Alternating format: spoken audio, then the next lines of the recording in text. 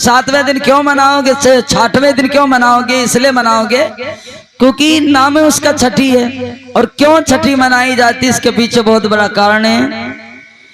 कहते हैं भैया, नारद जी कहते हैं नारायण भगवान से कि प्रभु आपने हमें प्राकृत के सभी स्वरूपों में जो माँ के स्वरूप है उनके बारे में बताया, लेकिन प्राकृत के जो छठे अंश से जो देवी आविर्भूत हुई हैं, वो देवी जो छठी मैया कहलाती, जो छोटे छोटे बच्चों का कल्याण करती हैं, आप उनके बारे में हमें कुछ बताइए।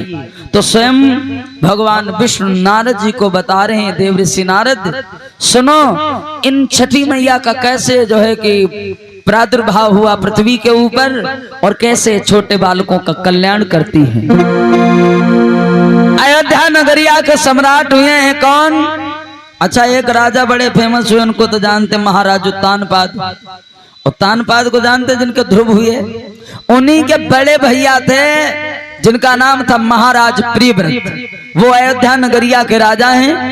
और महाराज प्रियव्रत बड़े ही सुंदर राजा, सारी प्रजा को पुत्र के समान वात्सल्य देने वाले कैसे राजा हैं अयोध्या नगरिया के महाराज प्रियव्रत। अवध नगरी के बीच प्रियव्रत सो भूपाली, प्रियव्रत सो भूपाली, सुनाम हाल सुनो सरदारी, पति वीरता प्राण न प्यारी, रह के जागी सुंदर नारी।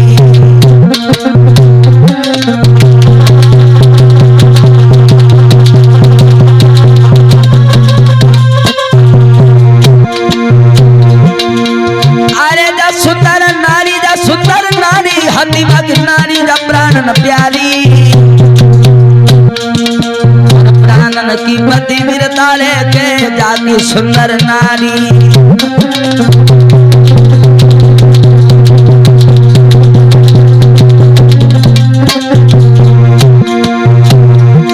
अरे योग में बड़ो प्रवीण सदा ले लीन, सुनो सरदारी, सुनो सरदारी, प्रजा में न कोई भूपति के करी रोहे अब खाली।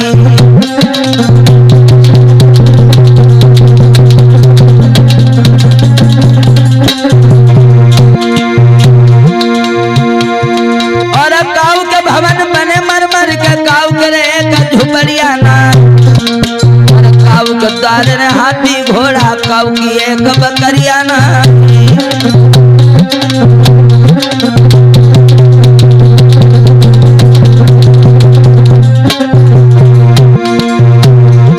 और काऊ के नोट भरे तो बोरन में, काऊ की एक कोड़िया ना,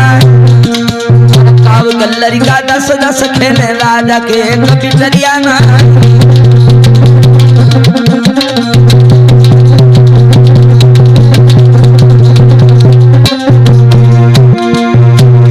मेरी धीरे धीरे कथा भ्राती आगे को बढ़ी रही है, मेरी धीरे धीरे कथा मित्री आगे को बढ़ी रही है।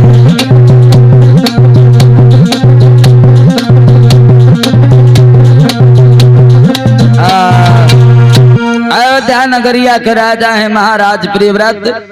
उनकी एक प्राण प्यारी रानी है, चांद की तरह से जिनका मुखड़ा चमकता है। रानी को अगर एक बार चांद देख ले तो भी बदली के ओट में छुप जाए। नाम क्या है भैया रानी का? नाम है रानी का मालिनी। महाराज प्रियव्रत की रानी जिनका नाम है मालिनी, और बहुत बड़ी पतिव्रता है मालिनी। अपने पति के चरणों की सेवा करना ही महारानी का कर्म धर्म है। लेकिन भगवान की लीला बड़ी अपरंपार है। महाराज प्रियव्रत जिनके आंगन में अभी तक कोई संतान की उत्पत्ति नहीं हुई है। और एक बात और बता दें, तुम अक्सर सुना करते हो कि राजा महाराजाओं के एक समस्या हुआ करती थी, क्या किन्हें संतान आसानी से नहीं मिलती थी। और वही समस्या महाराज प्रियव्रत के साथ में। महाराज प्रियव्रत के कोई भी संतान नहीं है अभी तक आंगन में। एक दिन का जिक्र है, दोनों हाथ जोड़े हैं प्राण प्यारी मालिनी ने, और राजा प्रियव्रत से कहने लगी हैं, पिया आप तो दरबार में मगन रहते हो, आपको टाइम नहीं मिलता हमारे पास बैठने का। अरे यहाँ हमसे पूछो, नगर में सखियां तक ताने मारती, कहती इस बांझ का मुंह देख लिया, दिन खराब हो गया। ये बांझ के ताने सुन सुन के पिया मैं पागल हो रही हूँ, और कोई ऐसा उपाय करो जिससे आंगन में कुछ सुंदर लल्ला हो जाए, और अगर कोई संतान नहीं हुई तो मैं सच कह रही हूँ मैं संसार में जीना नहीं चाहती। और रानी मालिनी ने दोनों हाथ जोड़े और महाराज प्रियव्रत से कहने लगी, सुनो पिया,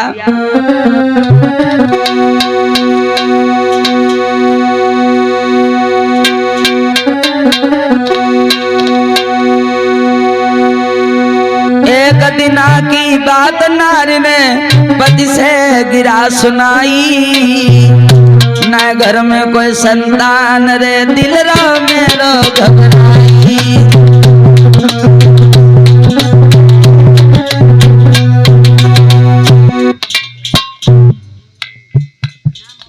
ये 50 मुद्रा हमारे परीक्षित जी विष्णुपाल जी की तरफ से, 50 मुद्रा हरिनाम भैया जी की तरफ से दान हो रहे हैं। भगवान भोलेनाथ भंडार बने, धन पुत्र से सुखी बनाए रखे। क्या बोली है रानी मालिनी? अरे एक दिना की बात नारी ने पति सो गिरा सुनाई, न घर में कोई संतान रे दिल रो मेरो घबराई।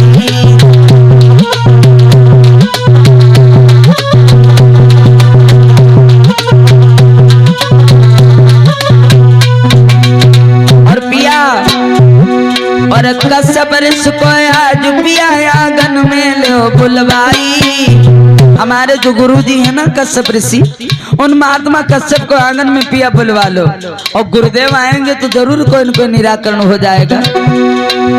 कश्यप ऋषि को आज पिया आंगन में लो बुलवाई, कोई ढूंढो समाधान रे नारी के रे समझाई।